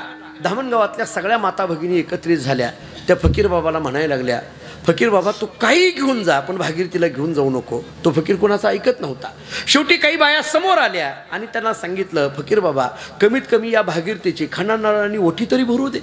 फकीरांनी सांगितलं ओठी भरण्याच्या निमित्ताने घरी घेऊन लपून ठेवलं तर मी एक काम करतो काय की तुमच्या प्रत्येकीच्या घरामध्ये मी स्वतः भागीरथीला घेऊन येतो. त्याच्यात पांडुरंगाला असं सांगायचं होतं जिथं माझ्या भक्ताचा अवतार आहे तिथल्या प्रत्येक घराघराला मी पाय लावणार. पांडुरंग भागीरथीला घेऊन प्रत्येकाच्या घराघरामध्ये गेले, ओटी भरून बाहेर आणलं आणि भागीरथीला घेऊन एका राजुळ्या नावाच्या जंगलामध्ये हा फकीर घेऊन गेला. कधी दिसावा कधी न दिसावा दृश्य अदृश्याचा खेळ सुरू झाला. भागीरथीला कळेना. भागीरथीने दोन्ही पाय पकडले आणि विचारलं, बाबा असं का करता, कधी दिसता कधी न दिसता असं का करता? त्या फकीराने सांगितलं, भागीरथी आता मला तुझी गरज नाही, तुझ्या सासऱ्याची मला परीक्षा घ्यायची होती, तुझा माघारी. भागीरथीने सांगितलं असं होत नाही, दान केलेली वस्तू माघारी घेतली तर धर्मशास्त्र त्याला चोरी म्हणतं. त्यामुळे माझ्या सासऱ्यावर असा चोरीचा आळी येऊ देणार नाही. जगले तर मी तुमच्याच पायाजवळ आणि मेले तर मी तुमच्याच पायाजवळ. हा भागीरथीचा निश्चय ऐकल्याबरोबर फकीराने फकीराचा वेश सोडला आणि सुंदर ती ध्यान उभी विटीवरी असा पांडुरंग परमात्मा प्रगट झाला. भागीरथीने डोळे भरून त्या पांडुरंगाला पाहिलं, डोळ्यातून अश्रू यायला लागले आणि मग भागीरथीच्या लक्षात आलं, माझ्या सासऱ्यांनी मला या फकीराला दान का केलं? कारण या फकीरातला पांडुरंग मला दाखवायचा होता. कोण? दाता या होनी. ज्ञानेश्वर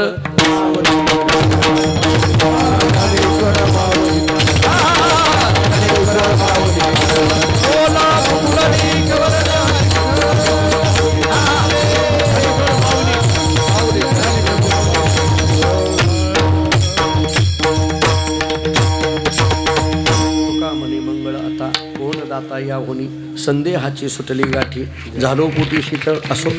या अभंगाचा जेवढा मला विचार करता माझ्या अल्पमतीने आणि अल्पवेळेमध्ये शक्य आहे तो करण्याचा प्रयत्न केला.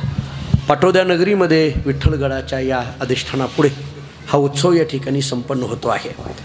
या परिसरातील विविध क्षेत्रातली आदरणीय मंडळी या उत्सवावर आणि व्यक्तिशः बापूंवर प्रेम करून या ठिकाणी सगळेजण उपस्थित आहेत. रणदिवे बापू हे एक नाव मी मगाशी बोलल्याप्रमाणे एक असं नाव आहे, थोड्या तात्विक भाषेत बोलायचं झालं तर ते अजातशत्रू अशा पद्धतीचं नाव आहे.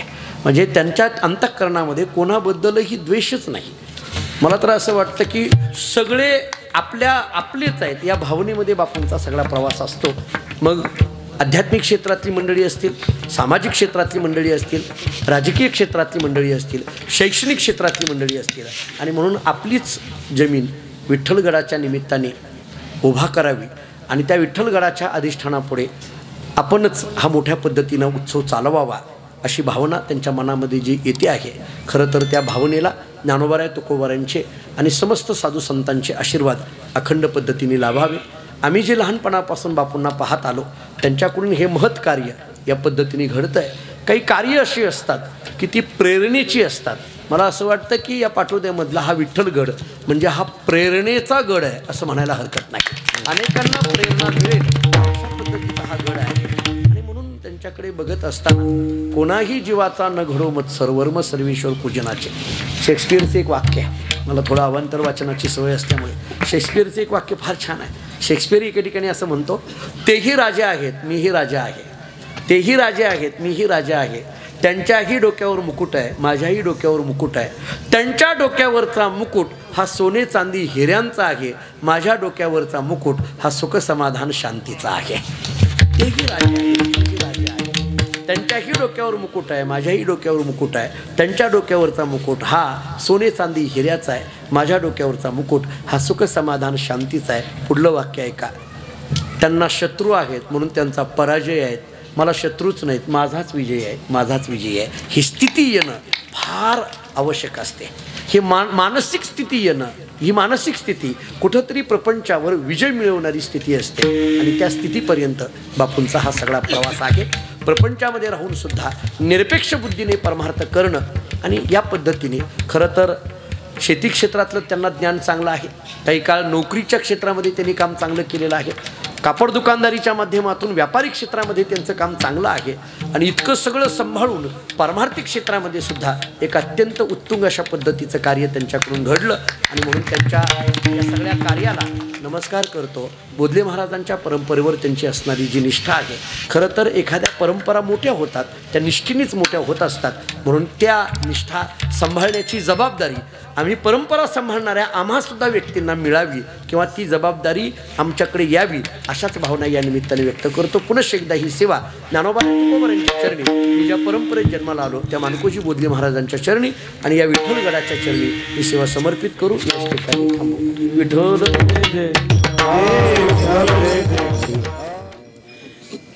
या वारकरी संतांच्या जमलेल्या सर्व बंधू आणि भगिनींना या ठिकाणी प्रणाम करतो.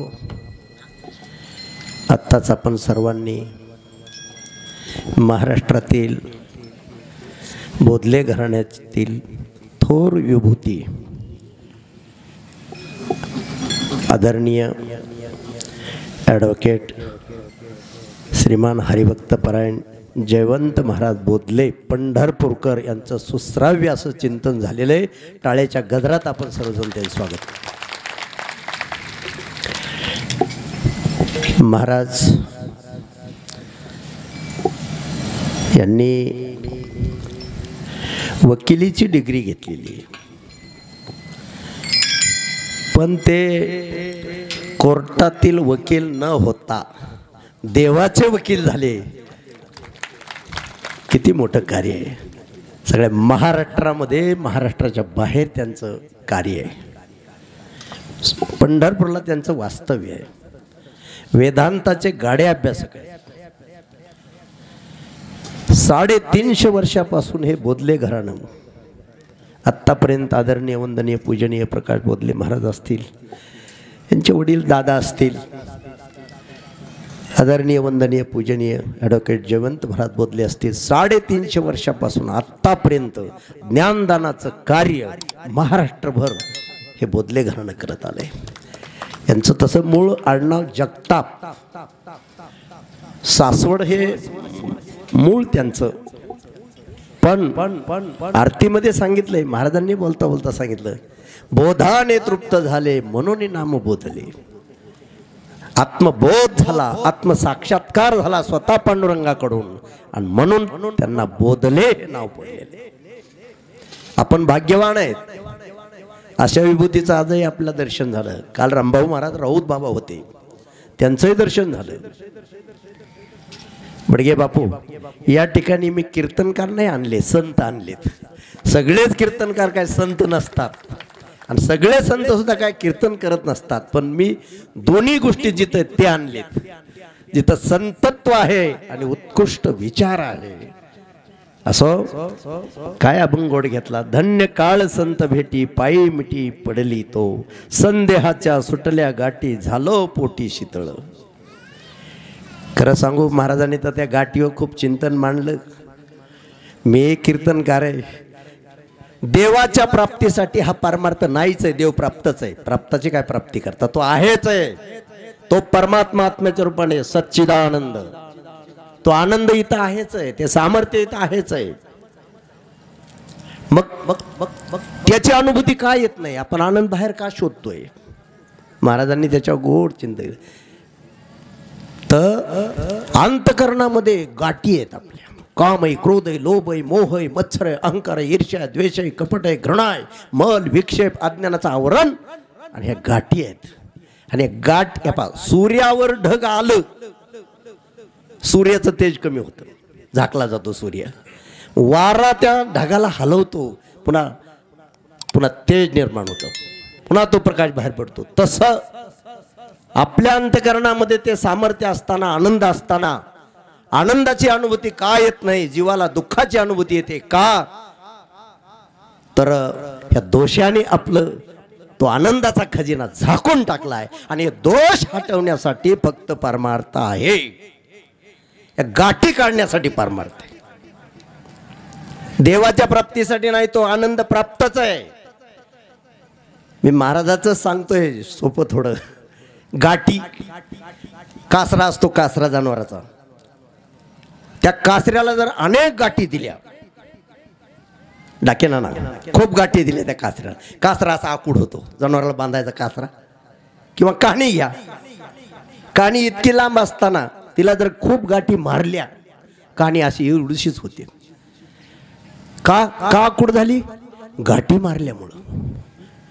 म्हणून जेवढ्या अंतकरणात मानवाच्या जास्त गाठी तेवढा माणूस आकूड होतो, बारीक होतो. आणि त्या गाठी काढल्या लांब लचक होतो. आणि गाठी सोडण्यासाठी हा परमार्थ आहे. म्हणून संदेहाच्या सुटल्या गाठी झालो पोटी शीतळ. महाराजांनी आपल्या अंतकरण स्वच्छ सरळ निर्मळ करण्यासाठी सांगितलं, मल विक्षेप अज्ञानाचं आवरण गेलं पाहिजे, अंतकरण स्वच्छ सरळ निर्मळ झालं पाहिजे. अशा महात्म्यांचा बोध अंतकरणामध्ये घर करून राहत असतो. तुमच्या जीवनात या विचाराने सुख शांती समाधान नांदा व्हा अशी मी भगवंताच्या चरणी प्रार्थना करतो. महाराजाबद्दल बोलायचं झालं तर पवित्र तो देह वाणी पुण्यवंतन जो वदे अच्युत सर्व काळ. मुळात हे घराणंच पवित्र आहे. ही विभूती पवित्र आहे. पांडुरंगाच्या सानिध्यात आहे रोज. अण्णा महाराष्ट्रामध्ये हजारो संत आहेत. फार तोला मोलाचे आहेत, फार महान आहेत. पण पांडुरंगाच्या मंदिरामध्ये जर कुणाला जागा असेल तर ती फक्त बोधले घराण्याची तिथं जागा आहे. आणि म्हणून पांडुरंगाच्या सानिध्यातले पांडुरंगाच्या खुद्द प्रसादाने अनुभूती आलेले हे महात्मे आहेत. कुठलाही यांचा कीर्तनकार असो तेवढ्या ताकदीचा आहे. ही कृपा आहे पांडुरंगाची. असो